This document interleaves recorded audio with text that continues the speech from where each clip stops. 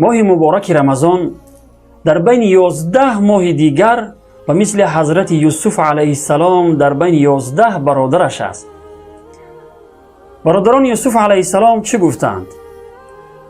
قرآن خبر می دهد اقتلوا یوسف، یعنی یوسف را بکشید. پس شما رمضان را با روزخوری و بی احترامی نکشید. و باز گفتند یوسف را به چاه اندازید.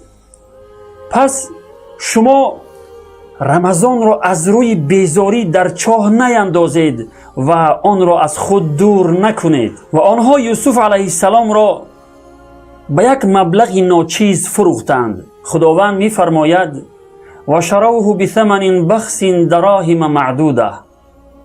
یوسف علیه السلام را با یک مبلغ ناچیز فروختند. پس شما کار دارم گفته رمضان را به یک مبلغ ناچیزی که در عوض آن کار میگیرید نفروشید.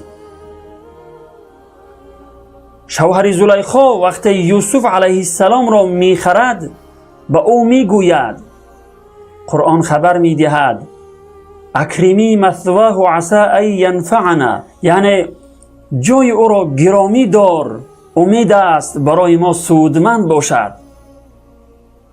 پس ای برادران و خواهران عزیز، رمضان را گرامی دارید، امید است که بر ما سودمند باشد.